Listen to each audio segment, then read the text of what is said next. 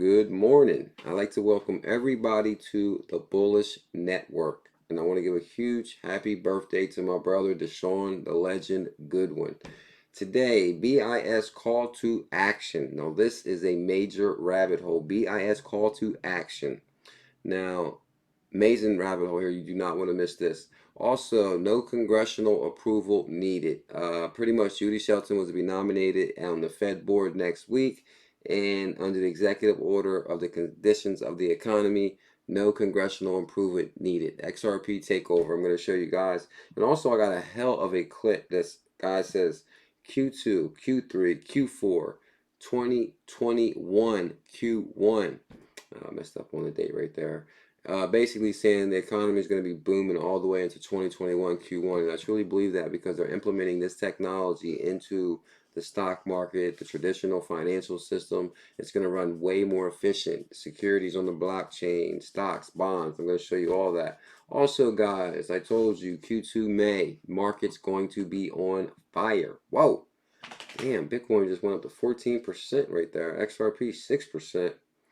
Tezos 298. Good God, the market is on fire. V-Chains at 11%. Wow, that's pretty impressive. Algorand 23% right there. Pretty much a lot of our staking and baking tokens are on fire. Matic 5% right there. Let me just check some of our other staking tokens really quick. Guys, you know we got in Cosmos at $2. Right now it's $2.97, up 7%. We got an ALGO at 15 cents. It is 23 cents. I think I may have picked some up at 30 cents too, I believe also. So I'm kind of waiting for the return to 30, but I did some dollar cost average on that also. And we'll be breaking those down in the future also. Bitcoin Cash 266. Wow, that's impressive because that was about 200 flat not too long ago. Pretty much Tezos was 190. Now it's $3. XRP was 16, 17 cents. Now it's 23 cents. So, and I think we're just getting started, guys. So, really interesting times. Coinbase Down in UK. Shout out to Lancelot, Mo & Co. Now, this is something I've been saying for quite some time, guys. If you wait until the last second to FOMO when the market is pumping to this extent, it pretty much is a system overload. The system can crash, and sometimes your orders will not fill, and that's why we always say buy the dip. Be prepared for the bull run. Now, Coinbase is down in the UK. Lancelot. Also, I got a message from my brother Tim Bipolar. Coinbase down in the UK. Pretty much, guys, the same thing happened in the bull run 2017. System overload. The exchanges crashed. I apologize. The orders wouldn't go through. It was a mess. And I truly believe as these bull runs get bigger and bigger, same situations are going to happen. So it's best to kind of prepare when the entire planet FOMOs at the same time. System overload. Guys, pretty much Tezos has been one of my top picks. It's been the best performing asset in 2019, 2020. I believe it's going to go to 10. I'm not a financial advisor. And after that, I believe we're going to go to 1,000. So, okay, so basically Pomp said Coinbase has crashed as Bitcoin skyrockets today. Now, if you go to some of the tweets right here, I wouldn't call 12% skyrocketing. It says XRP New World Order. Samurai says Coinbase always does that. Now, I put on here, thank Tezos for that. The FOMO was real, up 100% on a 30-day span. So, actually, you can see right here, 147 to $3. It's up 100%. So, that is amazing. And they offer staking and baking on Coinbase. So, that's amazing right there. Shout out to Daily Hodl. And I believe Tezos is just getting started also. So, shout out to Danny, the legend Loth. It usually does when the market pumps, almost like it's planned. Coinbase has crashed as Bitcoin skyrockets, says Danny Loth. I look forward to having Danny Loth on the show. I want to send a huge happy birthday also to my brother, Notorious XRP. His kids made this cake. It looked really good. Notorious also has a YouTube channel called Notorious XRP. He did a really good video right here called XRP GOONIES, The Quest for Gold. It's an amazing video, guys. I did watch the video. I noticed he had Ryan Zagoon in this video. I wanted to give a shout out and a remembrance to Ryan Zagoon. I interviewed him last consensus last year, May 5th, May 4th. Basically, I was lucky enough to ask him a few questions after his after he did his seminar part. So that was amazing meeting Ryan ぃ. Now Ryan ぃis on Digital Task Force on New York regulators. So it's almost game time, guys. Now this is an amazing rabbit hole right here. I think I found the biggest issue with central banks with digital currencies, and I'm going to show you guys that right now. Now Mr. C comes out today and says, today the BIS Innovation Hub and the Saudi G20 Presidency launched G20 Tech Sprint, tech competition open to global innovators. So this is pretty much a call to action to fintech companies. This is amazing. We selected a problem proposed by global regulators and invite private firms to develop innovative solutions. So that is amazing. So once you go a little bit deeper into the article, this is the BIS article, Bank of International Settlements, Saudi G20 Presidency, and the Bank of International Settlements Innovation Hub invite global innovators to find a solution to the most pressing financial regulatory challenges. Now, this really piqued my interest because I was like, what is the most regulatory challenges? So we're going to explain that right here. The Saudi G20 Presidency, Bank of International Settlements. Now, what really jumped out at me here, guys, is of course, Mr. C. Mr. C, head of the BIS Innovation Hub, which they just started, the Innovation Hub, commenting on the launch from the Saudi G20 Presidency. The governor of the Saudi Arabian Monetary Authority is Ahmed. We're just going to call him Ahmed to be safe on his last name. So I said, I wanted to, alongside BIS Innovation Hub, we looked to the global fintech community to help mobilize effective solutions to pressing financial challenges. Now, so we got Ahmed, who is at the Saudi Arabian Monetary Authority.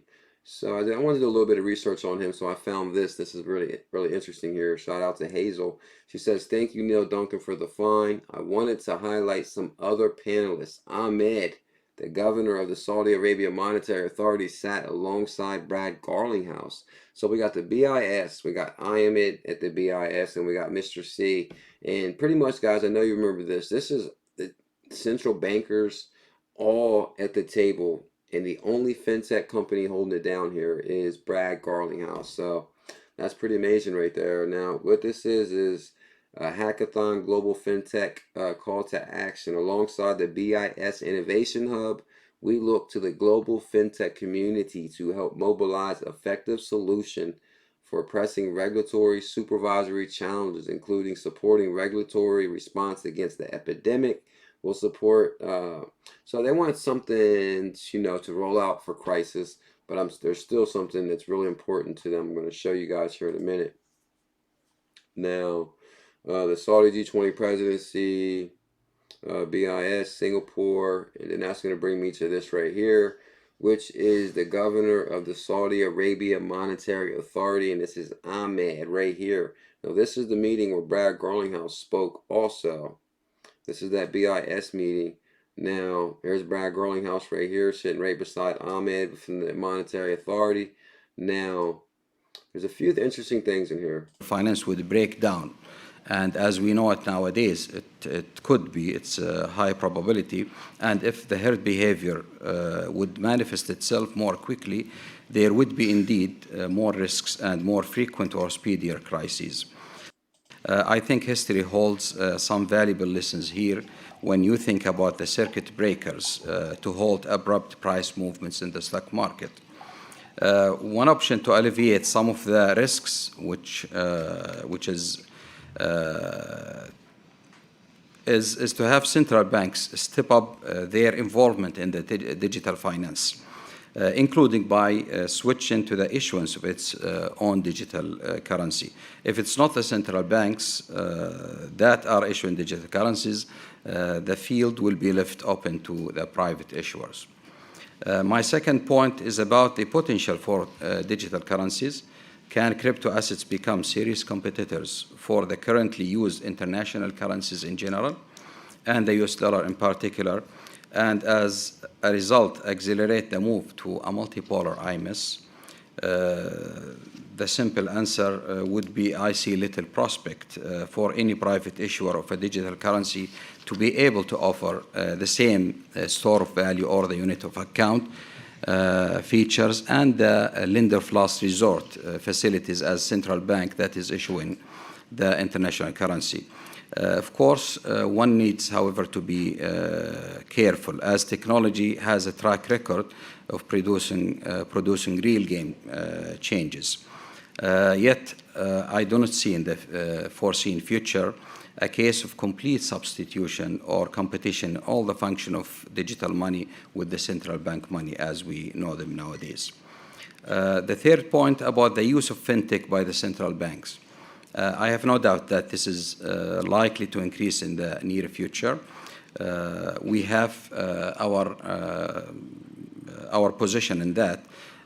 In Saudi Arabia, we have the economic plan. That's the vision. He says a lot.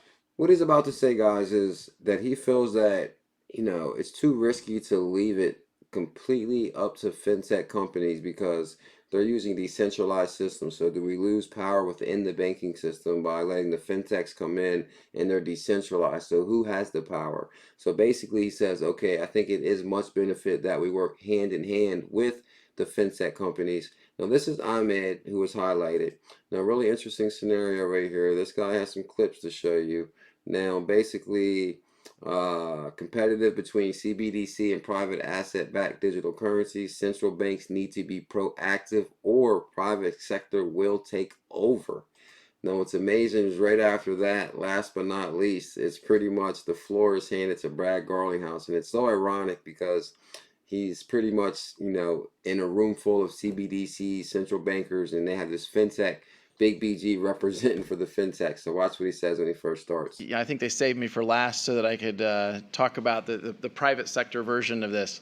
I also start by kind of explaining the basics of what Ripple is and what Ripple is not.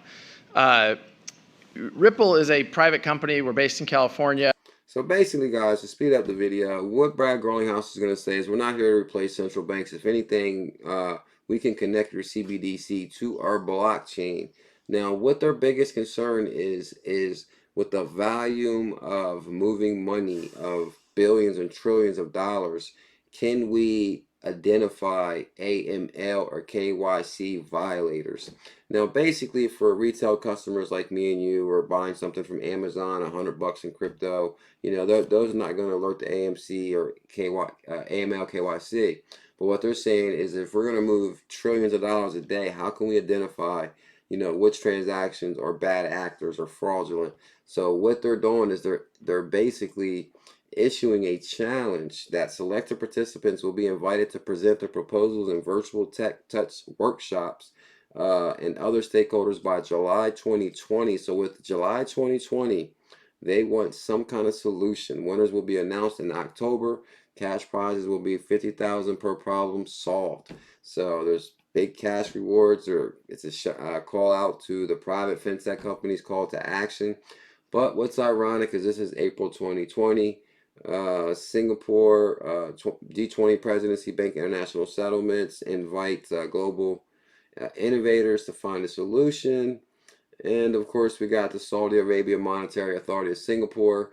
But of course, what I'm here to tell you guys is Ripple and the Saudi Arabia Monetary Authority of Singapore have been working together for years. So pretty much clearly we can see that Ripple is already in there. So that's amazing right there. So I wonder what's going to be, they're all going to run on Ripple. Really quick, guys, I said Trump needs no approval from Congress. Judy Shelton, shout out to Bearable Bull. In comes Judy Shelton, Senate committee to take action on Shelton Fed nomination next week. Now, this came out today. Shout out to my brother Mike Stevens, M. Stevens 11001. And so, no congressional approval needed for Judy Shelton next week. The president will have the right to appoint her in absence of Congress. So Trump has clearly made a power move to take over the Fed. And you guys know that Judy Shelton has been a return to the gold standard for at least 2 decades. No congressional approval, XRP takeover, and she says she possibly sees gold tied to a digital currency. Now, this video clip right here, guys, is amazing, and I truly believe this. I believe that behind the scenes are implementing the Internet of Value into traditional financial system, just like World Economic Forum said. This is the great global reset. What did he just say? Bull run in the summer, and it's going to continue to 2021. Shout out to Ripple Never Sleeps, Ripple 3L Effect. Now, check this out. Now, this is Trump meets with industry leaders on epidemic. President and all the business folks and my friend Stephen Mnuchin. This is a tough one. I've been around a while. This is a tough one. And the contraction is going to go on for a bit. But I like what I hear around the table, and I agree with the President. We will see a growing, recovering economy by summertime and the back end of the year, and it's going to extend into 2021. That's what I think is going to happen. I think that's going to happen too, my brother. Now they're saying summer, I'm calling May. He could mean June, but I'm calling Muna in May. But Bearable Guy saying Muna in June. But here's the thing, guys. We're implementing this new financial system, more efficient way to move stocks, commodities, securities on the New York Stock Exchange, because the New York Stock Exchange doesn't run 24/7. Cryptocurrency exchanges do. The New York Stock Exchange shuts down every day because the clearinghouses and settlement houses need time to finalize all transactions before the next business day. With the Internet of Value, this machine, globalization, can run 365, 24/7. With the economy rolling like that, I truly believe that this could be the start of something big. Q2, Q3, Q4, 2021, Q1. And that's exactly what he just echoed right there. So that's amazing. Also, actually, guys, I drop bullish videos every morning on the Bullish Network. This is one of the videos I dropped. I want to give a shout out to my retweeters, guys. Thank you so much for everybody that retweets the videos. If you retweet this video, I will love you for life. I appreciate it. Thank you big time. I Purge, GMAN Dallas, XRP since birth, kindergarten crypto kid, supporting the channel for years. XRP Cold, Cryptonism, Kichiro, and ＪMAN. Thank you guys for retweeting. Whoa. XRP Matt Morrow, Matt, Jared Boham, H2DA. Oh, here's Mike Stevens right here. Thank you, Mike, for your really good find with this right here. So, guys, the Bullish Network logo will come down. Follow me on Instagram also. The Bullish Network logo will come down right now. Smash that logo to subscribe to the channel. Hit that notification bell. You'll be notified when I release a video. Much love. Mahalo.